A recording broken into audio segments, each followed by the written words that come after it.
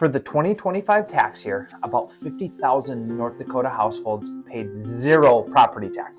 Not reduced, zero. When your statement shows up this December, it'll tell you whether you're one of them. And there's a second number on there worth knowing about too. North Dakota passed a major property tax relief and reform law, and it's real.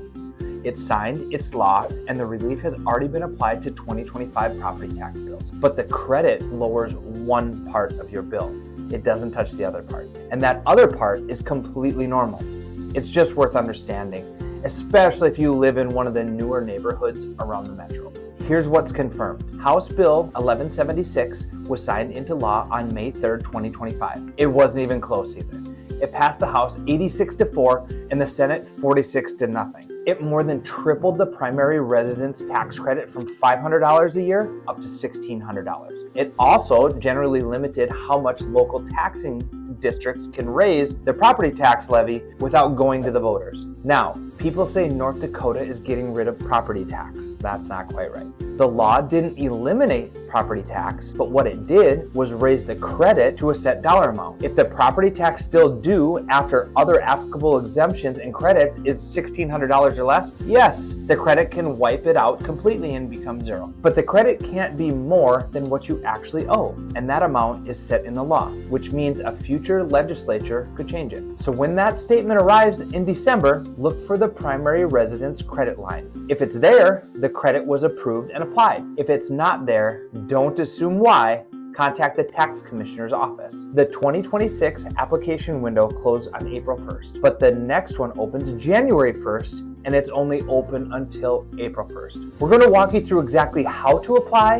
and what you need in a separate video in January. For right now, I just want you to know it's something you do, not something that just happens to you. So it is real relief. It's just not automatic, and it's not the same thing as a property taxes going away. Now here's the part I actually want you to see.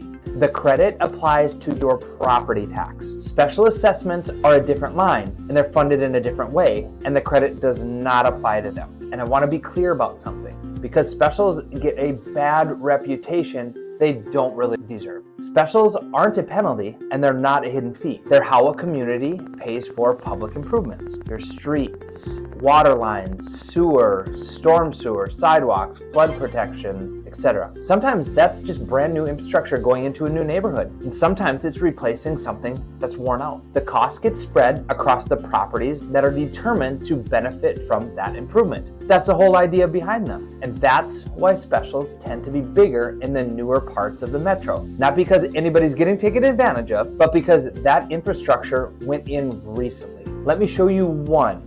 This is a real parcel here in the metro. Here's the property tax line, and watch what the credit does to it. And here's the specials line right below. Still there, exactly like it's supposed to be. But here's the thing about that line, and this is the part I really want you to hear. That number is the annual installment being collected with this year's statement. It's not the full remaining balance. There may also be an uncertified principal balance on special assessments that have already been levied. And there also may be proposed or pending assessments that are still estimates and they're not final. And they may not appear as part of the current annual installment. So the statement tells you what you owe this year.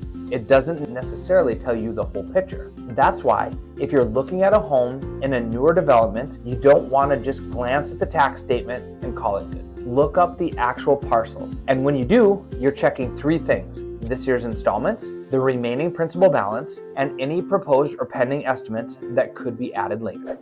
The information is public, it takes a few minutes, and knowing all three up front is what makes your budget real instead of just a guess. That's it. No catch, no scare. Just the full number instead of part of it. If you want to check yours, comment specials, and I'll send you the parcel lookup links for Fargo, West Fargo, and Cass County, plus a one-page guide on how you read what you find. And if you know somebody buying new construction this year, send them this one. It's a lot easier to plan when you're looking at the whole number.